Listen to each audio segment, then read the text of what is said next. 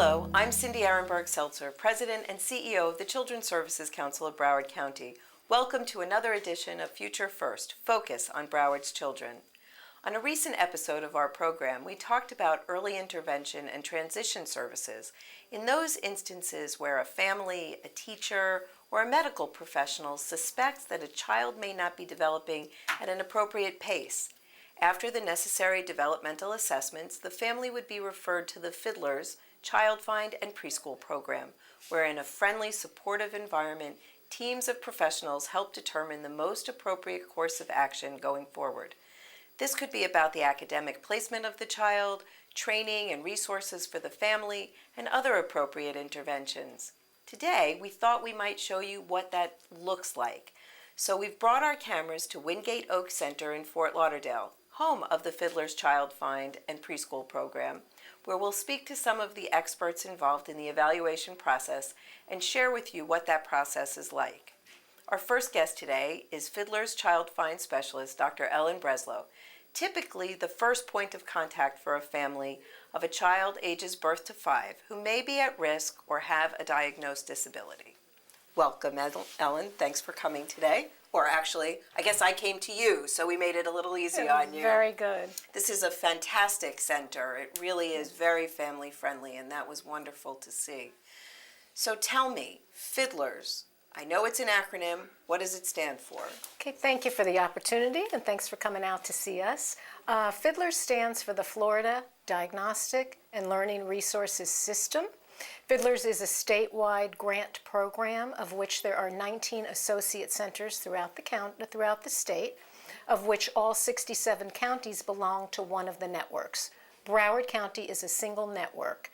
Currently, under Fiddlers, there are 4 functions, and we are in the midst of also partnering up next year with the Florida Inclusion Network, FIN, to talk about inclusionary practices for children. What does that mean, inclusionary that means practices? Having children be included in the least restrictive environment and adding the supports around them that they may need to have them included into the regular classrooms and regular services as much as possible. That's great. Yes. So in the 4 functions, I'm sorry, I didn't mean to interrupt That's okay. you, but the 4 current functions are? Yes, well, the function I'm going to focus in on, but the 4 functions are Child Find, Parent Services, HRD, Human Resource Development, which is training for teachers, and assistive technology. But what we focus on is the Child Find component. Excellent. So tell me about that. What does that mean, Child Find? Many years ago in Broward County, we determined that any family that needed services for a child who is suspected of having a disability or may be at risk for a disability, our Child Find Center would be the first call, one phone number to call for any services for children birth to 5. Excellent. When they call our center, if the child is ages 0 birth to 3 years of age, we in turn make the referral over to our Early Steps partner, which is through the Children's Diagnostic and Treatment Center, for them to get the early interventions through Early Steps. For the children 3 and 4 years of age and before they go into kindergarten, if there is a suspect of a disability, we then set up appointments for those families to come in so that the child can be given an assessment appointment to truly see if the child does qualify for any services. And those developmental delays, we're talking about those that could impact their academics or any delay? It's really, when we look at children and we test children, we do look at the so-called impact on education. Now, we certainly understand a lot of our children may not even be in preschool settings or child care settings, but what we are looking at is based upon state, federal, and local guidelines, do they meet the criteria for special education services, whether it's impacting their overall development, whether there's behavior concerns, speech and language concerns, physical concerns, and if they do need special education services. And that eligibility is not income dependent, is that correct? Absolutely not. It's strictly based upon disability regardless of income. There's no income information that is needed, nor do they need to qualify for any insurance. It's all public education. That's fantastic. And so then what happens to them? What happens when they come in here? When they come to our center, what we do is we take them through the evaluation process, And then we also, in our center, we have community liaisons that assist the families if they need additional resources in the community. We have brochures and information for them. So they come to our location and they wait in our media center and they are taken through the testing, their hearing is checked, and then they do any kind of assessment that is needed that focuses on their development, their behavior needs, their speech needs, any motor concerns. Excellent. And so what do you want most for the families to know if they're going to be entering this process? Well, what I'd like them to know, of course, if they have any questions, we also do, as an aside as well, if there's any second languages, we also, by law, will determine the more dominant language, and we will have interpreters if needed if there's another dominant language besides English in the house. That's part of the assessment. But what they'll do is they would contact Child Find. Any questions they have, they will talk to one of our Child Find specialists or one of our staffs, and we will get them on the right path to the services they need. That's great. Thank you so much. Really appreciate your hospitality today, and thank you for all the work that you do for our families. Thanks, Cindy.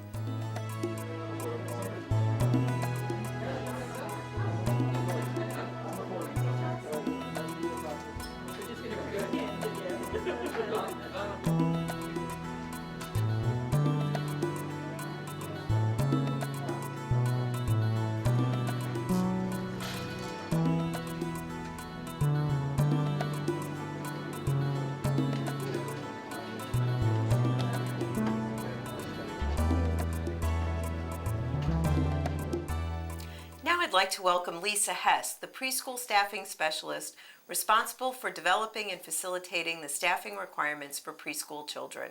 Hi, Lisa. Hi. It was so thoughtful of you to match me today. I know, Thank that you was for great. that. You'd think we planned it. I got the memo. Excellent. So tell me, what does it mean to be a preschool staffing specialist? What is that? Okay. When the families come to our office, they get with a psychologist and speech pathologist, and they have a multidisciplinary evaluation. When that evaluation is over, they schedule a staffing for the family, and that's where I come in. They schedule the staffing with me. They put it on my calendar. The family comes back to review their evaluation results. So when the family comes that day, usually they're a little nervous, apprehensive, to come in to find out what the results are. I just want to mention, the wait time is usually about anywhere from 2 to 3 weeks, so they don't have to wait that long. So they're in quick to get those evaluation results. So when they're done that day, when they have come in that first time with their child, they leave really not knowing anything until they get called back for the staffing. Right, because the testing has to be scored. And then the report has to be written. So no, they do not have the results. They're there, they're observing during the evaluation, so they kind of see how their child did. Right. But they don't actually know any scores or evaluation results until that meeting. Okay. And staffing is a fancy word for meeting with the people who are going to help them. All the right? professionals, right. Okay. The IDEA, the law says that, we have to have an LEA, which is me, which is a local education agency representative. So I'm representing the school board, Okay. the evaluation team, and then an ESE provider, which is one of the evaluation team members. Okay. I also serve as the general education representative as well. So the team goes through the evaluation results, and once we go through all the results, we determine if the child is eligible to receive any special education services with Broward County Public Schools. Now, eligibility is not income related, is it? No, it has nothing to do with that. The state, there's a document called Special Programs and Procedures. The state outlines program eligibility requirements. So we have to match the program eligibility requirements with what the test results say. And that's how we determine what eligibility, and we share that with the family. So it's really about the child and their development and meeting their needs. Correct. And then that really determines what those next steps are, right? Exactly. So once we determine that they're eligible for a program, we move on to the second part of the meeting, and that's developing an individual education plan. Based on those testing results, we develop a school plan. We develop a present level of performance in 4 different areas: in curriculum and instruction, social emotional behavior, independent functioning, and communication. So we develop a present level of performance based on the evaluation results, parent input, observation on the day of the assessment. From there, we develop goals and objectives to look at a priority need. What was a weakness in that area that the child needs to work on? And then we develop a goal in that area. From that point, we talk about placement. Where can we best meet these needs of the child? And that's where we go through all of the different options. We have part-time and full-time programs. Some classrooms are more intensive than others, and so we match. We look at the goals and the needs of the child, and we match a program. Nice. Then we talk about where that program is. We have our programs in many elementary schools and agencies in the county. We look at the family's address and we match the closest program to where they live. So you're really trying to keep them so that afterwards they could just go right into kindergarten. Correct. But if not, at least it would be close by. Absolutely. It's always within close proximity to their home. Now, what about the child who's not eligible? Are they just out of luck? And what happens after that, if we do determine that the child was not eligible for any special education services, we share with the family about VPK, voluntary pre-kindergarten, Head Start, if they meet the guidelines for that. So we talk about other options that they might want to consider for their child, that they're developing typically and they need to be with their typically developing peers. excellent. Well, one of the goals of this show is to make sure that parents are not intimidated by this process, and I think they now know that there's a friendly face that they will be seeing if they wind up making that call. In addition, I just want to mention we do give them other resources when they leave. Right now, we put together a summer opportunities for preschool children, little flyer that we just put together with some swimming and some different things that they can engage their children with over the summer. And then we also give the Broward County resource guide. And any other help that we can give them if they ask at the end of the meeting, we would provide any other resource that they would. That's great. want. Thank you so much for coming in. You're welcome. Really appreciate it, and I loved learning more about it. Thank you. Thanks. Okay, we're gonna go back to you hearing now, okay? All right, come on, handsome.